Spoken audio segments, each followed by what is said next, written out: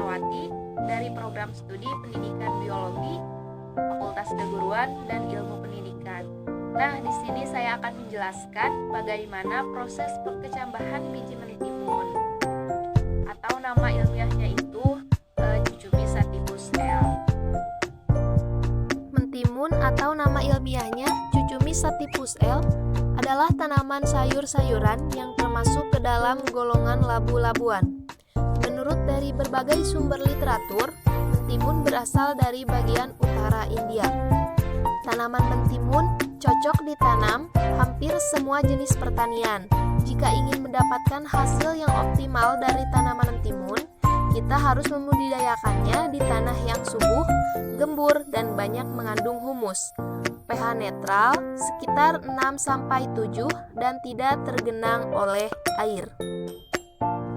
Klasifikasi tanaman mentimun: Kingdom Plantae, divisi Spermatophyta, subdivisi Angiosperma, kelas Dicotyledon, ordo Cucurbitales, famili Cucurbitacea, genus Cucumis, spesies Cucumis sativus L. Metodologi penelitian: tempat di polybag atau pot.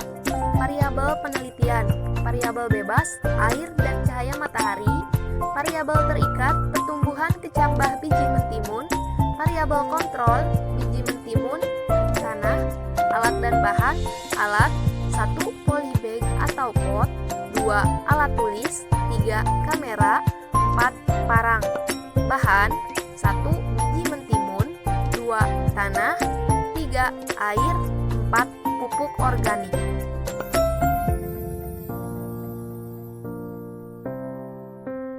Teknik menanam.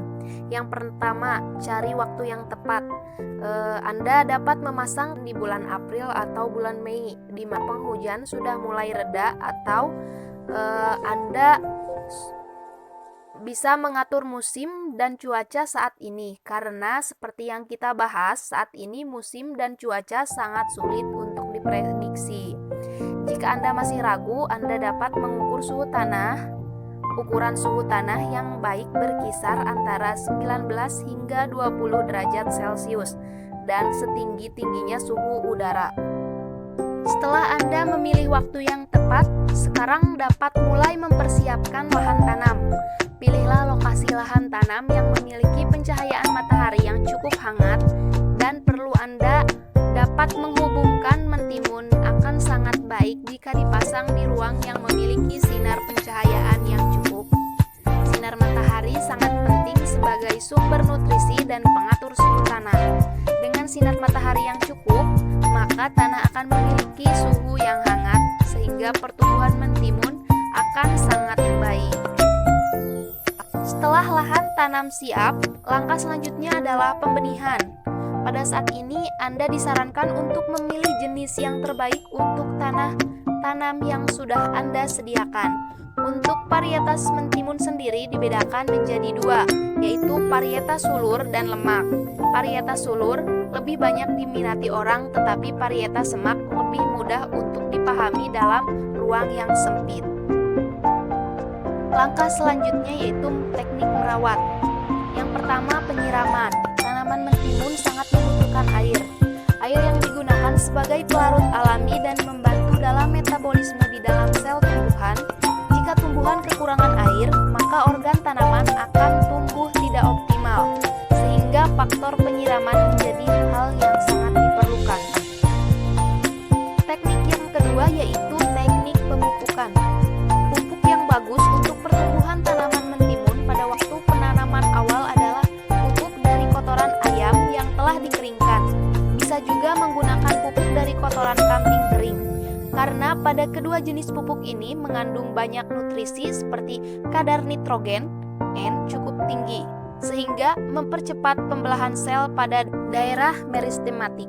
Jika tanaman mentimun sudah mulai berbunga, sebaiknya gunakan pupuk anorganik seperti urea, lain sebagainya, dengan pemupukan yang memperhatikan kondisi tanaman dan juga dosis secara efektif. Buahnya nanti akan menjadi bagus.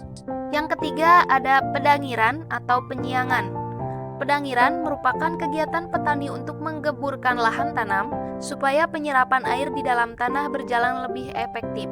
Sementara itu, penyiangan bertujuan untuk memastikan bahwa lahan tanam terbebas dari gulma atau rumput liar. Alat untuk penyiangan bisa berupa cangkul atau pancong. Yang keempat yaitu pemberantasan hama dan penyakit. Hama yang sering menyerang daun mentimun adalah ulat gerayak. Ulat gerayak ini dapat dibasmi dengan menggunakan pestisida atau jika serangan masih sedikit bisa membuang daun yang terinfeksi. Biji mentimun, bagian kulit luar disebut dengan testa, bagian kulit dalam disebut dengan tegmen. Pada hari pertama, biji mulai ditanam. Pada hari kelima, mulai muncul tunas. Pada hari ketujuh, perubahan yang signifikan yaitu tumbuhnya daun pertama dan tunas biji mulai terlepas, dan bulu-bulu halus makin nampak dan nantinya akan menjadi akar. Tipe perkecambahannya yaitu hipogel. Pada hari ke-10, perubahan yang signifikan yaitu tumbuhnya daun pertama dan tunas biji sudah mulai terlepas dan daun sudah mulai membelah. Hari ke-13, batang mengalami pemanjangan dan daun mengalami pelebaran. Hari ke-17, batang mengalami pemanjangan yang lebih dan daun juga lebih lebar. Pada hari ke-19, mulai muncul kuncup. Hari ke-20, kuncup mulai terbuka. Batang mentimun berambut dan termasuk ke dalam batang basah atau sering disebut dengan herba atau batang lunak berair. Pola percabangannya yaitu simpodial. Bentuk akarnya bentuk akar adventitif. Pada minggu keempat sudah muncul bunga yang akan menjadi buah dan sudah memiliki sulur dahan.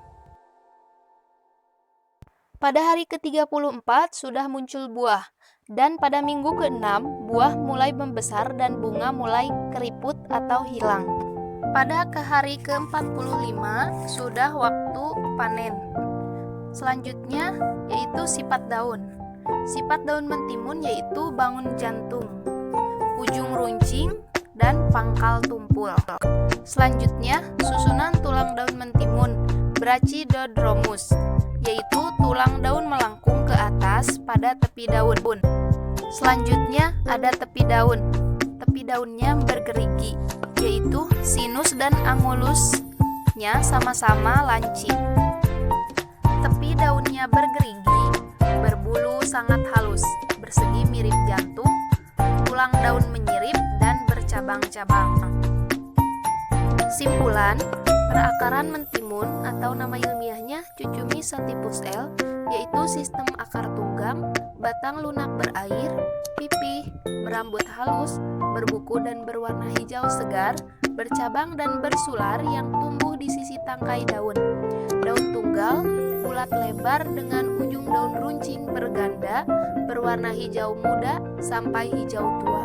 Tepi daunnya yang bergerigi, berbulu sangat halus, bersegi mirip jantung, tulang daun menyirip dan bercabang-cabang.